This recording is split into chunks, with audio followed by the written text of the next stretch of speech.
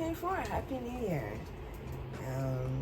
Happy for some, for others, not so much. I rang in the New Year extremely depressed. I was already, sad, mourning things that have not even happened yet, that I just kind of know are inevitable to happen. And it just made me sad. I rang in the New Year very sad, and I woke up very sad. I've been in bed all day crying. I know I look slightly disheveled. Not like me. I'm effortlessly chic most of the time anyways. But yeah, not looking my best. But I'm not one to really care for those things usually. Some days I'm looking fantastic, other days I'm looking like a mess. It is what it is. This is life. That's the balance of it all. So, yeah. I decided to come on here and record a little something and start a little something, do something different, because I don't want to wake up this depressed and this sad again. So I want to work on things, and what better way than to talk and use you guys for free therapy sessions. Because therapy is expensive, and finding a therapist in Ghana is hard. It's very hard, because your therapist is actually going to be the issue. Your therapist is going to start triggering you, but I will actually still work on getting a therapist that aligns with me and seeing how that journey goes. And because therapy is important, mental health is important. We would neglect our mental health all the time here, and especially as Black people, it's very neglected. As Africans, it's very neglected. People pour in all their energy into their churches, religions of choice, often in a very unhealthy way, when they're trying to seek therapy, trying to seek meaning, trying to get hope in life. And so it can be a little bit dangerous when the pastors that they're with take advantage. But that's not why I'm here to talk about. Maybe I'll talk about that later. I'm talking about myself. So I don't talk about myself often. I think a few of you have seen me do some interviews. People, it's half me, half not. I come in, I pick up a point or opinion, and I just speak on it. And that's what I do. I'm a writer, I'm a thinker, I'm an analytical. I often see all sides of things, and I am a giver. I love helping people attain happiness. I love seeing people succeed, whether I've met you for 5 seconds or I've known you my whole life. I care about everybody around me, their happiness and their success. That's just how I've always been. And it's often to my detriment, because one, it's not like I'm expecting anything back from people. I don't. And often the people who come around me never feed into me. I don't ask them to, and I don't expect them to. So they don't. So I guess I just have to be intentional about finding people who will feed into me, or just cutting everybody off again, because I've cut people off before, which is part of why I am, I think, in my current predicament of unhappiness and discomfort being around certain people. And I would like to make changes. So I figured if I come on and I talk about things that I'm going through, or my thoughts on whatever, some people will relate, and maybe it'll help them, or maybe they would have gone through it found solutions, and then tell me about their solutions of how they dealt with it. So yeah, depression is something that I have quote unquote dealt with a bit because I have endometriosis. I have invisible diseases. Endometriosis is an autoimmune disease that was miscategorized for a while. It's just like a woman's vaginal disease, because that's just what always happens with things to do with women. We get misdiagnosed, minimalized, or our issues get minimalized. So endometriosis basically affects everything, your full scope, from your thoughts, your memories, all the way down to the joints in your ankles. Like, there's a connection to that, and it affects so much, and it does so much that, like, doctors really don't know what to do. They'll be like, okay, you've come with these symptoms, yeah, you know you're diagnosed with this, so this is part of that. So it's like, you just have to deal with it. But even before I got to be diagnosed with this, I also got diagnosed with PCOS. I had a terrible family physician. I mean, he was great to other people, but he was terrible to me. And he would, I hate the word gaslighting. He would misdiagnose me all the time. Anytime I'd come in, he would assume I was faking. I don't know why, but he would assume I was faking and just push me on my way. So I've had a serious struggle in life when it comes to menstrual health, sexual health, mental health, physical health, because of years of being misdiagnosed. At some point, I was even given schizophrenic medication because he assumed it was all in my head. Like, can you imagine being in such excruciating severe pain with cysts, fibroids, lumps all over inside your body, so sick some days that you go a week without eating, and then so sick some days that anything you eat just doesn't sit through your system. Like, I've gone through so many cycles. Like, at one point I had to do raw food vegan before I could even eat any food.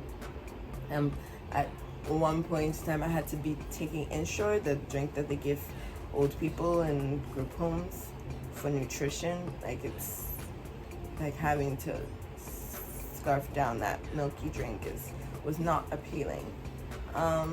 So I've been through a lot when it comes to my medical health and and that's just my medical health. My surroundings, my family life, my relationships. I've been through a lot with that too, and I think we've all been through a lot of things. I think our problem is that we never get the time to actually stop, reflect on things that happen to us.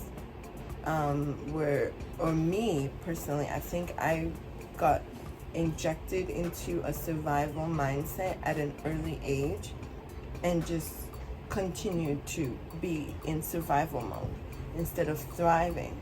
So I'm just constantly just surviving, and then you just end up just dealing with the next thing, because so many things keep happening, like globally, personally, on every scale, micro, macro. Things are just consistently happening, and you don't get any time to deal with it. Because when you even look back in your week, it's like, whoa, did this really happen on Monday, Tuesday, and Wednesday? Did this happen Thursday, Friday, and Saturday?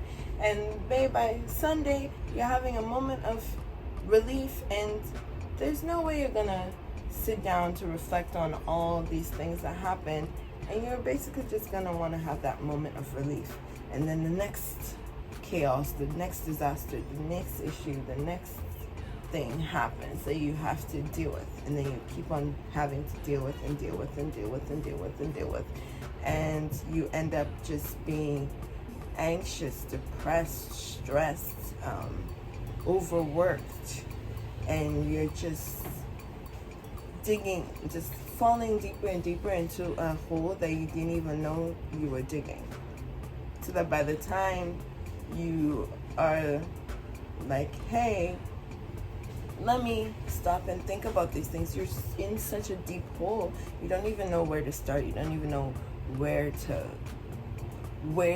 fix things, and you're so detached from yourself, and you're so lost from yourself that that in itself is stressful. Thinking about how do I get back to myself, and was the version that I am romanticizing, was I even happy? Was it a good time for me in this time? Because I've also noticed that people make that mistake of thinking, I wish we could go back to 2020, or I wish we could go back to 2019, or I don't know, 10 years ago, or I wish you could get back to things at a certain age or time. And then you stop to think, but wait a minute, stop and think, weren't things happening then too? Was it really that good? Was it? And then it's like, when was a generally good year or time? Was it fleeting? Was it long term? When have you had long term joy? If you're not able to answer that, then I think now you should start working towards looking for joy and finding joy. And I think that's what I'm about to do. I decided, after waking up so depressed, so sad, crying the whole day, I should do those massages that people do. Being sad the whole day, I decided, I'm going to look for joy this year. I'm going to look for joy. And I don't think it's healthy to cut people off, because cutting people off partially brought me to where I am, because I've dealt with a lot of loss. A lot of people that I love died, and I basically just shut down, and I didn't really want to speak to or interact with people who knew me, because I didn't want to deal with that vulnerability. So it was much easier to speak to new people and acquaintances, and I've always been good at speaking to new people. It's been a talent, the gift of being a nomad. I've always had to adapt to my surroundings. Every few years I always moved around, so I always had to be able to talk to people, and fortunately or unfortunately for me, strangers always come up. Oh boy, low power. Okay, strangers always come up to me and tell me their deepest, darkest secrets, and talk to me. I guess I give off this aura of friendliness and in a safe space to people. And that's great for them, but it's kind of weighs down on me, and it's not good for me, because I've realized that I get myself into relationships, friendships, work relationships, everything, where I'm constantly being fed on and taken advantage of, and being taken from, while nobody replenishes me. Nobody cares to genuinely know how I'm feeling, and if I'm not feeling okay, if they can help me feel better. They just care about whether I'm my usual happy-go-lucky self, and if I'm not, ugh, that's a bummer. Like, I need to come back to them when I'm okay. Not they should help me become okay. And that's a general thing I've seen happening with people. People are self-serving, so they care about what others can give to them and how others can serve them. So when you're not giving what they want, when they're not getting what they usually get out of you, whether it's your joy or your financial stability or your personality or social currency, whatever it is, your network, your support, and they're not getting your good cooking, whatever, when they're not getting what it is that they get out of you, they discard you. And so I need to work on not being around takers. I thought I kind of did a good job this year of surrounding myself with people that aren't takers, but then it's kind of got myself into a complicated issue of whether or not I can still be friends with people if they're friends with people that don't bring me happiness. So I have to figure that one out. Yeah, so what do you guys do? Did you guys also wake up unhappy? Did you guys wake up depressed? How are you gonna deal with it? Like, I'm gonna put down a list of the things I'm gonna start to do. One of the things that used to replenish me or bring me joy was going to hang out with my grandparents. I would always just go spend the week with them, hang out, feel their love. I can't believe it. A phone with 520 gigs, or I don't know. I have a lot of gigs on this phone. Maybe it's 250, but it's full. Memory's full. My memory's full. So, boy, a new thing to look into in 2024. Need a new phone.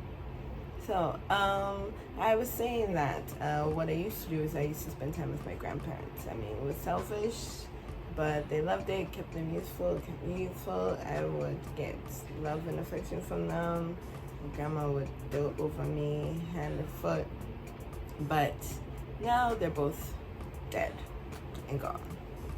And all that is left is a completely dysfunctional set of family members, dysfunctional aunts and uncles and cousins and nieces. So that's going to be a trick to maneuver around. So now I have to find new things that at least keep me afloat. Those things used to keep me afloat. They weren't solutions, but they would keep me afloat. So I need to find new things. I used to also just escape to nature.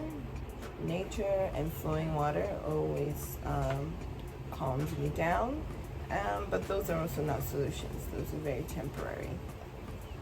So I will be working on moving forward, working through any issues, speaking about any problems I've had in the past, to work towards the future. One of my brothers says that we should just forget about the past. I think the past is extremely important in order to either make your future better or to fix any issues, any mistakes that you make. The past is very important so that we don't continue to repeat negative cycles. So, yeah, come along with me on this journey. This is going to be Talk with Portia. I'm going to be talking about myself, talking about my issues, talking about other things as well. I usually don't talk about myself that much, so this is going to be new for me, new for you. I'm going to get to be vulnerable, be open, and hopefully have memory on my phone so I could do these more often. And I'm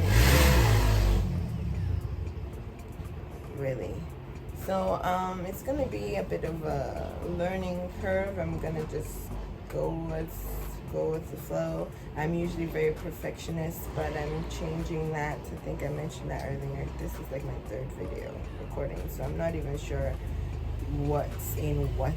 I'm just gonna go charge my phone after this, put it up together, and post it.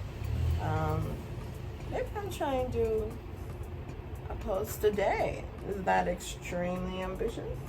Yes. Am I setting myself up for failure? Maybe. But who knows? Maybe I will be able to put this through at least once a week. But at the meantime, I will talk about myself and what I'm going through, my feelings, and whatever topics come my way. So, yeah. If you've come this far, please like, subscribe, follow, share, all those things, so that we can be on this journey together. Again, let me know your methods of dealing with your failures in life, to see how we can all cope with things together. I mean, because I'm not gonna lie, today was very, very rough. I even had some moments of suicidal thoughts because, ending things makes life easier. I mean, it's things for you. It ruins the lives of people around you, but I mean, sometimes should we be selfish? But yeah, when I say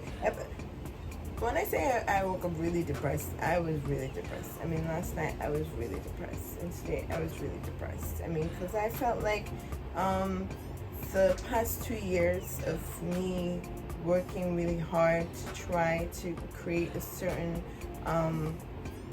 environment for myself that would be healthy, happy, successful, it just didn't seem to be coming together, and it seemed to be actually going the opposite direction, which was just a little bit too overwhelming for me. And I don't know if it's also has to do with my endometriosis and all my medical issues. It was also just too overwhelming. So the anxiety, the depression, the loss, the loneliness, the sadness, just everything just came all together, and I just couldn't deal with it anymore. So here I am talking about it to you guys, to see what we can do to move forward. So hopefully I will see you guys tomorrow or next day. Start from there. Now I have to go through this footage and see what I've said or haven't said, just in case it's not on this footage. My depression is both clinically linked as well as environmental. So not only am I dealing with the hormonal issues with my depression, I'm also dealing with all my environmental factors, which are partially caused by me and those around me. So I'm going to be very, very intentional about what I do in this coming year, and who I do it with, and what I promote and what I don't. Because I do have a lot on my plate. I have my NGO, I have my clothing. I'm sitting in my clothing sewing space that has not been utilized. It's covered in dust. And I took on my aunt's restaurant. I'm taking on a lot, and I'm also considering getting a full-time job for somebody. So it's gonna be a hectic year, and hopefully I find my joy in this year, and you guys come along this journey with me and help me find my joy, so that we're all happy. I think happiness and love are the goals in life. Love is the key, is the reason why we are here, and that's why I have no issues. I love giving out love, but I'm just a little bit tired of not getting love back. Like it feels like it's been a fight, a struggle. Like everybody goes through tough times, and everybody's life isn't perfect. But growing up without love from your family, from your parents, from your siblings, from your friends, from your boyfriends, and just being constantly around people who I would consider as vultures or as drainers or as takers, it kind of takes a toll on you. And I'm just so used to being quiet, never saying anything, just dealing that it's now just come to a point where it's just not okay anymore. Enough is enough. So yeah, I will be figuring out what I'm gonna do, things I'm gonna try out, what I'm gonna bring you guys along with, and let's see how it goes. So, Talk with Portia has a new image. Excuse my haphazard looks, but it is what it is. Welcome to 2024, and come along with me on my journey. Hopefully I see you. I'll come up with the catchphrase soon. Don't worry about it.